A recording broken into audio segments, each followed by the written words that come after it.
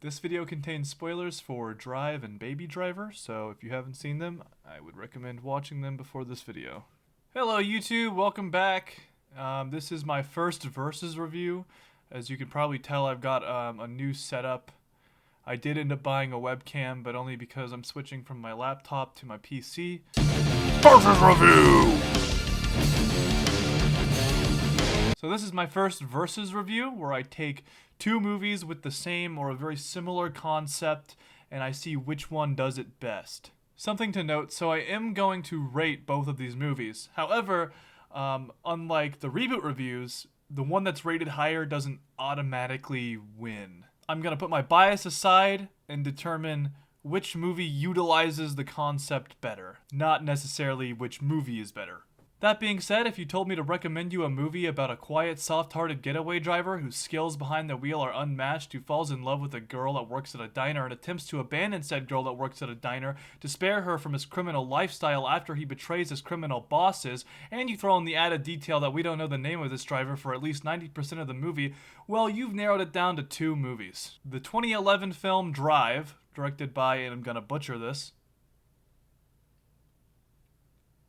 Nicholas Winding Refn. Nicholas Winding Refn?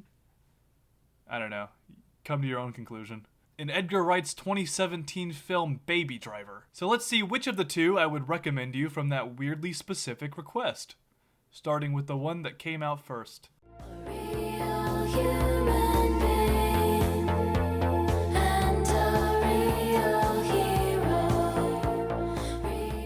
So this movie actually inspired one of my all-time favorite games, Hotline Miami. So I definitely already have a strong bias towards this movie because I love the aesthetic, I love the stuff in it. So the first scene is the driver behind the wheel doing this sort of quietly badass getaway scene where he's like in a car and he's sneaking about. Then he goes to a baseball game, but he's not there to see the baseball game. He's there to blend in and escape like a pro. Just an absolute badass scene in a very quiet way. Then we catch our first glimpse of Shannon, played by the actor Walter White. Driver changes vehicles, and then this song plays, and it's a fucking banger.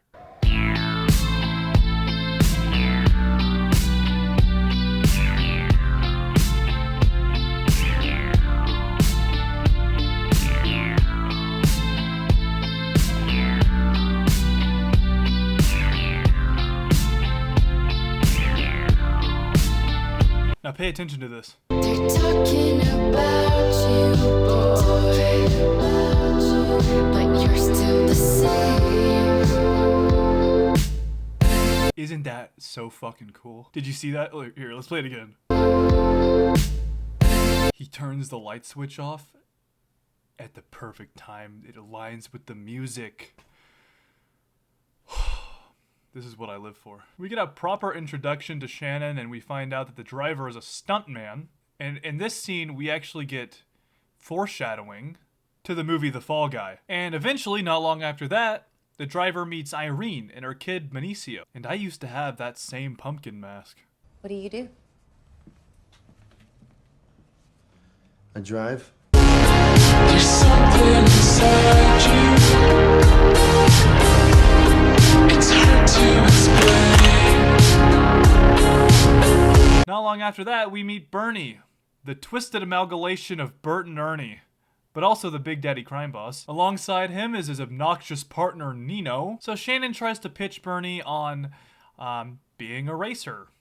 That's not right. So Shannon tries to pitch Bernie on investing in the racing business because they have got the advantage. Ryan Gosling. Then we get a bunch of Irene scenes.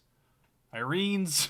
Look, I'm not gonna do any of the romance in this movie justice because it's such a slow burn and it's built up quite well. You're not gonna get that from me yapping about it. Driver also spends a lot of time with Benicio. Hey, you want a toothpick? Sure. I wish I had a toothpick. Then there's this scene. Is he a bad guy? Yeah. How can you tell? Because he's a shark. There's no good sharks. No. And let me tell you, this scene is perfect. This scene is genius. This scene perfectly encapsulates the theme of the movie, which is the internal struggle of our protagonist's violent nature and the redemption he seeks. In other words, this movie is what drives the protagonist. My source is this Quora post. I got this sweet job coming up. How about this? Shut your mouth, or I'll kick your teeth down your throat and I'll shut it for you. You guys hear that? That's the sound of my boner popping. So Irene's husband comes home from jail, and I completely forgot to mention this. She has a husband, Benicio's father, and he's out now. He's out of jail now. And his name is Standard. Shortly after he's home, he gets beat up in front of his kid, and then Driver finds them all bleeding and shit. He explains to Driver that he owes some people protection money, and that he needs to rob a pawn shop, or else they're gonna come after Benicio and Irene. So Driver offers his services. You want to hear how Mommy and me met? Yeah. Yeah? Okay. We were at a party, and she was 19 years old. 17. You weren't 17. I was. Wow. So it was illegal. Yeah. All right. So I illegally walked over to a 17-year-old girl. You have a seat right on the stool there. And then I said, well, my name is Standard Gabriel. And what did you say?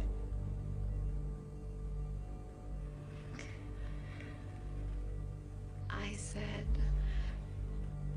where's the deluxe version?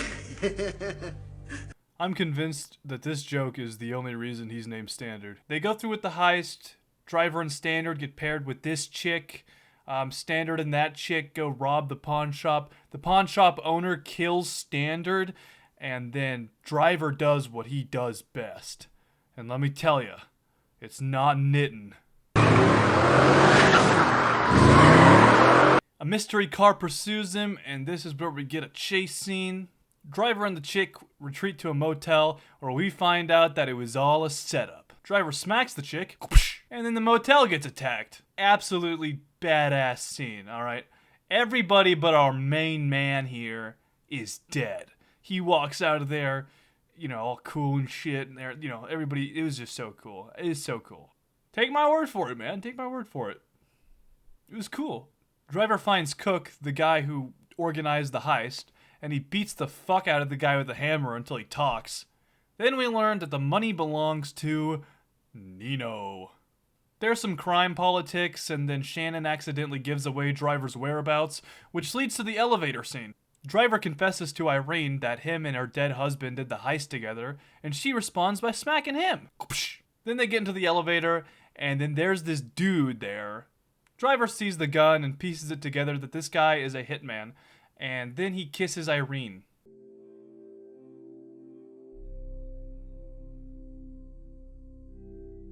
Then he murders the guy in front of her.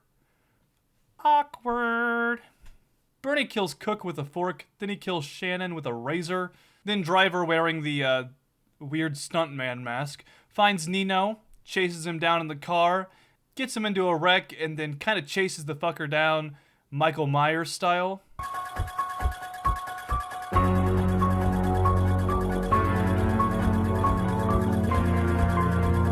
Then Driver calls Bernie to let him know that Nino's dead, and then he references the scorpion and the frog, which again beautifully ties into the themes of the movie. Driver and Bernie have a knife fight in a parking lot, masterfully intercut, mind you, with them talking at a Chinese restaurant. I swear, the editing in this movie is stellar. Hats off to Matthew Newman. Anyway, Driver survives his injuries and then drives off into the sunset, leaving Bernie's corpse with all the dirty money, ensuring that Irene and Benicio are safe. Words do not do this movie justice because this movie is the epitome of show don't tell.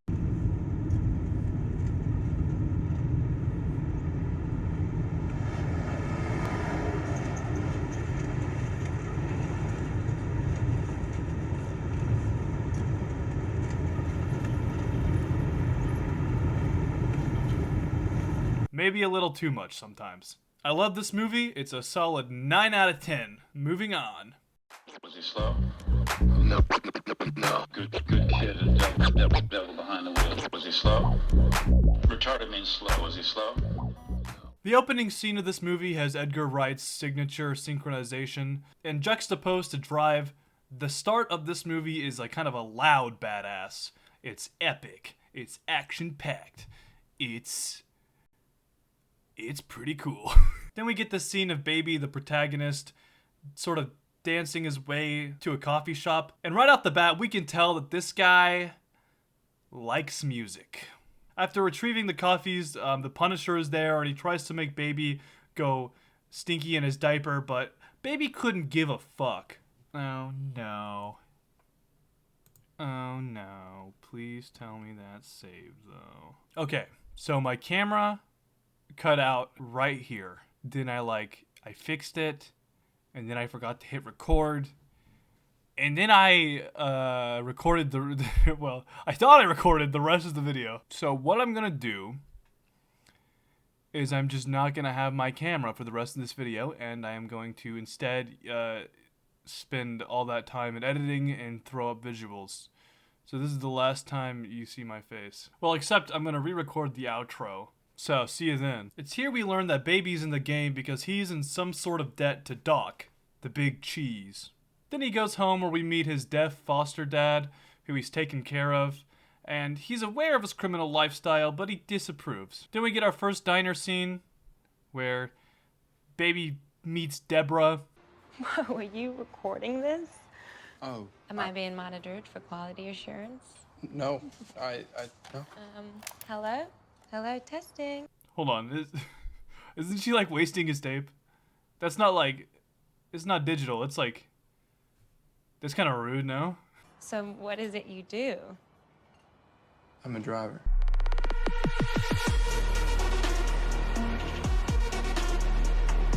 Their dialogue is kind of cringy. It rubs me the wrong way. And I understand that writing dialogue that's romantic, clever, entertaining, and not cringy is a bit of a challenge. That's why Drive opted to have none at all. We meet the new gang, Bats, who's kind of annoying, but that's by design. And then the other guys. This brings us to our second heist. This guy bought Mike Myers masks instead of Michael Myers masks, and that's a pretty fun bit. In fact, this whole scene actually rocks. It's fun, it's epic, it's awesome. It rubs me the right way. And after this heist, Baby is square. And this guy is squared. Then Baby has a flashback and... it's not a terrible flashback, but it's like so unnecessary. I think if you removed all the flashbacks in this movie, we could still piece together Baby's backstory. So, kind of seems like Edgar Wright was just trying to hit a page count. Baby goes back to the diner to talk with Deborah, and then they go to the laundromat together, and they do this sort of earbud tango, which is really cute. I also love all the colors in the background. This scene is just directed so well. And now that Baby's out of debt, he makes an honest living as a pizza delivery guy. Baby and Debbie become an item, but then Doc pays him a surprise visit. You out of debt, but you ain't out of the game. So Baby is forced to get back into it. He maps out a post office, but his plan is to sneak away and run away with Deborah before the heist. However, Doc makes the crew stay the night. His partners in crime, Buddy and Darling, the Bonnie and Clyde duo, plan to kill his other partner in crime, Bats. After the heist, of course. They pay a visit to this guy called the Butcher, but Bats quickly realizes that they're cops. Bullets start flying, pigs start flying, never thought I'd see the day. Bats insists that they go to Debbie's diner because... I'm wrong. Where Bats gets into an argument with Buddy and Darling, and that leads to this. I'm gonna go right ahead and speak for the two of us.